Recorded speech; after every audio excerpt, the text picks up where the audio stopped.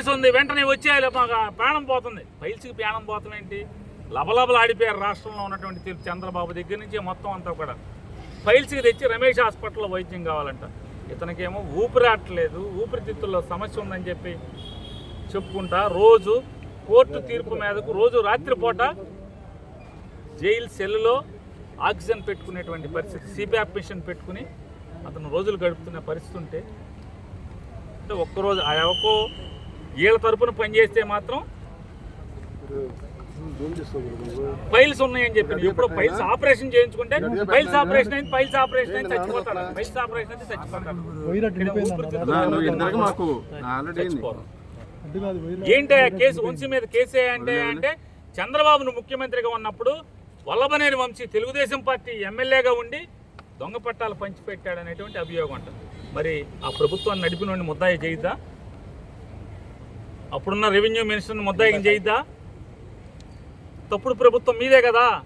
మీరు ఏవేదైతే వాళ్ళ వంశీ మీద అభియోగం చేస్తున్నారో దొంగ పట్టాలు పుట్టించి పట్టాలు పంచిపెట్టాడు తెలుగుదేశం ప్రభుత్వంలో అని చెప్పని, దానికి కారణం మీరే కదా. మరి మీరు ముద్దాయిలు అవరా? తండ్రి కొడుకులు ముద్దాయిలు అవరా?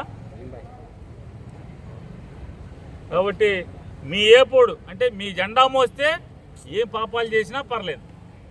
మీ జెండా మోస్తే పాపాలు చేసిన వాడికి 10 రోజుల క్రితం ఫైల్స్ ఆపరేషన్ అయితే అది ప్రాణం పోతుంది. వంశీకి మాత్రం ఊపిరితిత్తులు ఇబ్బంది ఉన్నా కూడా ఇక్కడ వైద్యం ఇవ్వకూడదు. ఇటువంటి దుర్మార్గ పోకడలు ఈ ప్రభుత్వంలో జరుగుతున్నాయి. దేన్నైనా వైఎస్ఆర్ కాంగ్రెస్ పార్టీ జెండా మోసేవాడు. నిన్న ఒకరిని చూసాం మనం దాచేపల్లిలో,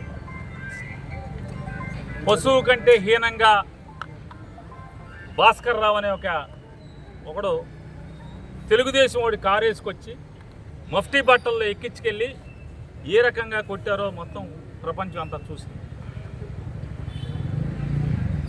ఇవాళ ఇక్కడ ఈ మత్తు డాక్టర్ హాస్పిటల్లో ఉద్యోగం వచ్చిన కాడి నుంచి ఈ బెదవాడ హాస్పిటల్లోనే ఉద్యోగం అంటే ఎంతమందికి చెంచాగిరి చేసి ఎంతమందికి ఏమేం చేస్తే ఒక ప్రభుత్వ ఉద్యోగి చేరిన చోట నుంచి బెదవాళ్ళని ఇన్నాళ్ళు ఎందుకుంటాడు ఈ మత్తు డాక్టర్? ఇట్లాంటి వాళ్ళని ఇట్లాంటి దగులుబాజీ పనులు చేయబట్టి ఉంటారు. ఒక ప్రాణం మీదకి వచ్చినటువంటి ఒక పేషెంట్ వస్తే